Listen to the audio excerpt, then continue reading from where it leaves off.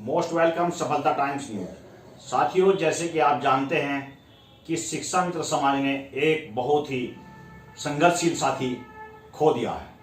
हम बात कर रहे हैं आजाद क्रांति की, जो देश बचाओ पार्टी से उत्तर प्रदेश के प्रदेश अध्यक्ष थे और आजाद क्रांति शिक्षा मित्रों के लिए संघर्ष करते रहे हैं और जब तक भी वो जिए हैं शिक्षा मित्रों के लिए निस्वार्थ संघर्ष करते रहे हैं।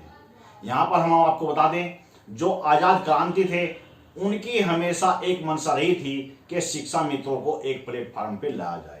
आप सफलता टाइम्स न्यूज चैनल की पूर्व की वीडियो देखेंगे जिसमें उनका इंटरव्यू भी शामिल है। आप उनमें देखेंगे कि किस प्रकार आजाद क्रांति हमेशा से चाहते थे कि सभी शिक्षा मित्र एकजुट होकर अपनी मांगों को सरकार से मनवाए। यहाँ पर हम आपको बता दें कि जो शिक्षा मित्रों के साथी थे, संघर्षशील साथी, उन्होंने शिक्षा मित्रों के लिए ऐसा संघर्ष किया है कि जब उन्होंने पैदल यात्रा की थी तो उनके पांव में छाले तक पड़ गए थे, पांव सूज गए थे। साथियों, ये हम आपको दिखा रहे हैं, आप फोटो देखिए किस प्रकार से कि ये जो आजाद क्रांति है, इनके जो उन्होंने संघर्ष किया, किस प्रकार इनके पांव में छाले पड़ गए। यहाँ पर हम आपको बता दें कि आजाद क्रांति की हमेशा एक ही मंशा थी कि हमारा शिक्षा मित्र समाज एक प्लेटफॉर्म पर आकर अपने लिए संघर्ष करे। और अब हम आपको सुनाते हैं यही आजाद क्रांति जो सबको एक प्लेटफॉर्म पर लाना चाहते थे, अंतिम समय में संघर्ष करते रहे।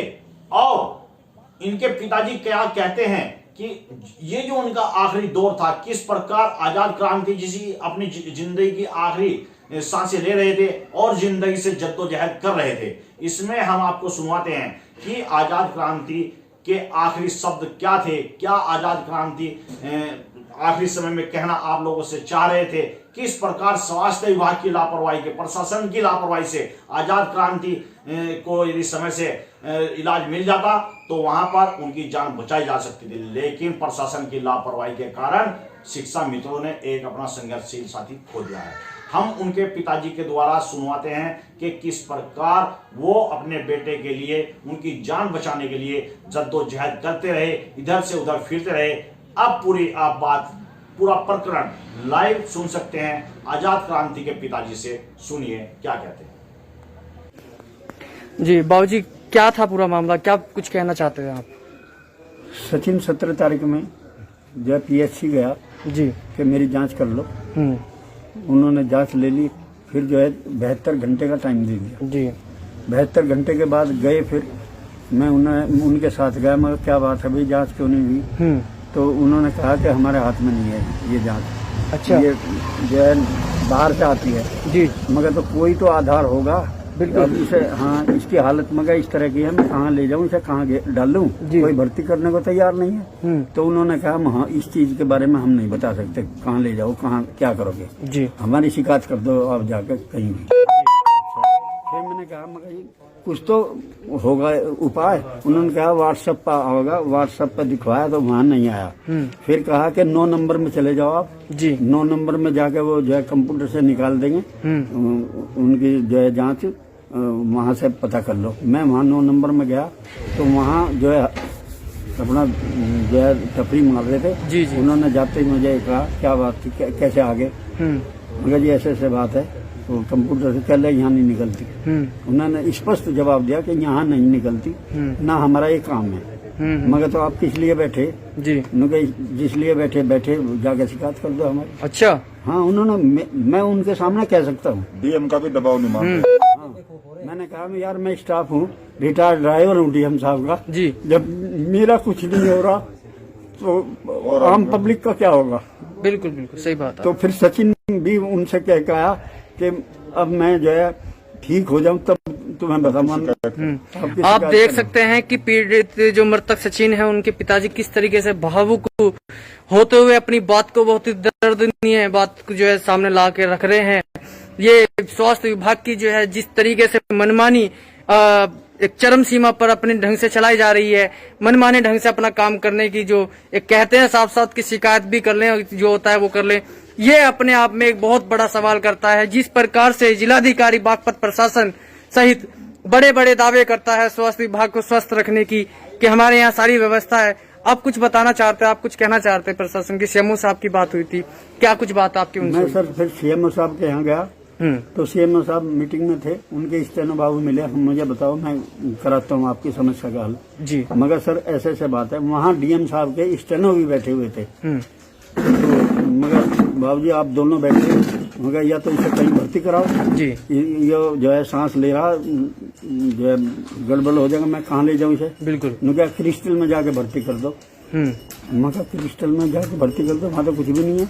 उनका ये बात बाद में करना, पहले वहाँ करो। मगर यहाँ गैस का उसका कोई वो नहीं है जी, ऑक्सीजन का। बिल्कुल। मगर यहाँ कुछ नहीं है, आप चले जाओ।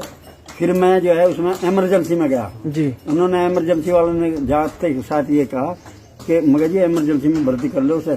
पहले हमारा ये इमरजेंसी में उसका कोविड वालों का कोई जांच की जरूरत नहीं है, ना हम करेंगे। मगर फिर आप इसलिए बैठे, चले जाकर शिकायत कर दो। उसने भी यही कहा, उसने भी यही जवाब दिया। उसने भी यही जवाब दिया कि जाके आप शिकायत कर दो। हो रहे हैं, शासन प्रशासन से कोई नहीं डर तो रहा। मैं जो है बस वहाँ से आकर फिर बच्चे की तबीयत ज्यादा खराब होगी, मैंने क्रिस्टल में भर्ती किया। आपको क्या लगता है कि जिस तरीके से प्रशासन का लगातार कहना है कि हमारे यहाँ स्वास्थ्य विभाग की पूरी व्यवस्थाएं हैं, ऑक्सीजन हो या कोई भी व्यवस्था हो, उसको देखते हुए आपका क्या कहना है? जीरो कुछ नहीं, बिल्कुल जीरो है। झूठ बोलते हैं, ड्रामेबाजी करते हैं, सब झूठ बोल रहे हैं। तो राहुल ये कब की घटना है? कब आपके लड़के की डेथ हुई है? कब ये डेथ हुई है? 23 कल रात 1 बजे। कल रात हुई है, 24 तारीख यानी कि आज 23 तारीख में सुबह मान लो।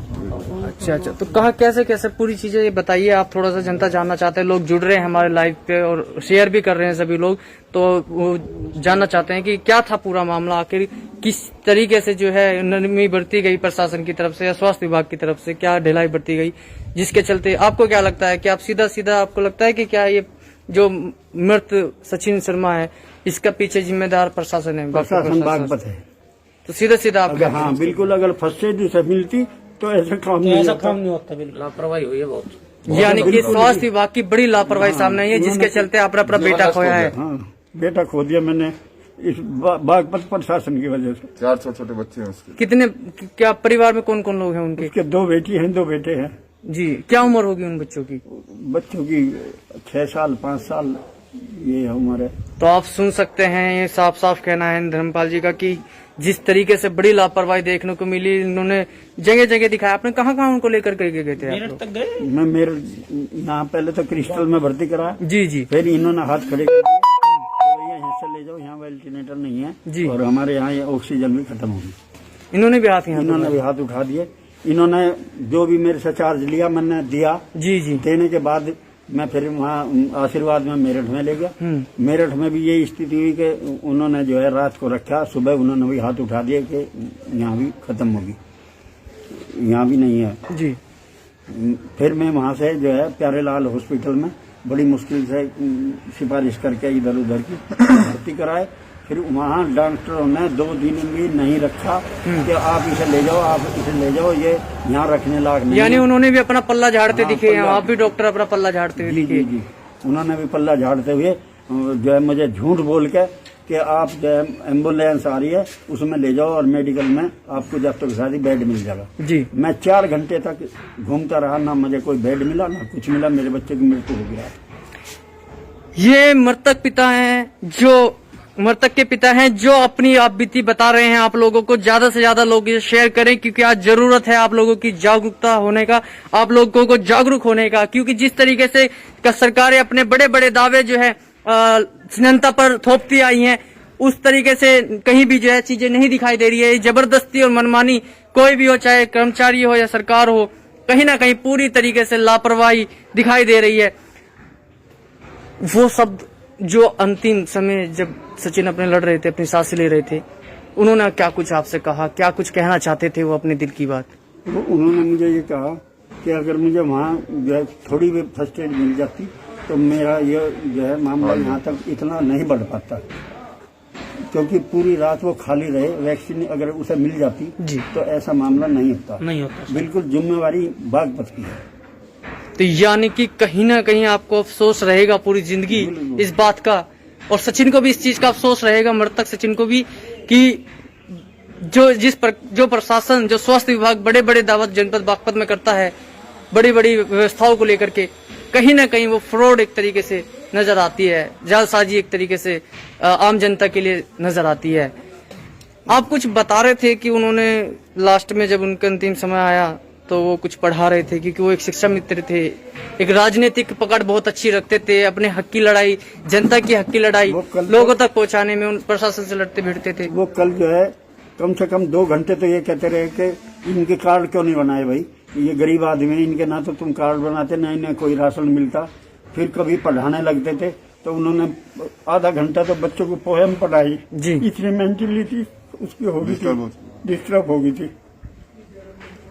तो यानी कि अपने अंतिम सांस से लड़ रहे हैं, उस वक्त भी जो है वो बच्चों को पढ़ाने पे लगे हैं।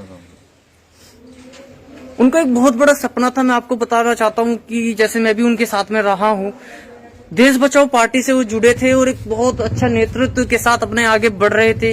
एक तरफ उनका अध्यापक का पेशा था, दूसरी तरफ उनका जो है राजनीतिक सफर कहीं ना कहीं वो टूट सा गया, वो उम्मीदें टूट सी गई। साथ में मैं आपको इनके पिता के साथ साथ में जो उनके साथ में रहने वाले थे उनसे भी मिलवाना चाहता हूँ, उनसे भी जानना चाहता हूँ उनके बारे में, क्योंकि सचिन नहीं था, आज की तारीख में वो एक उभरता हुआ सितारा था, राजनीतिक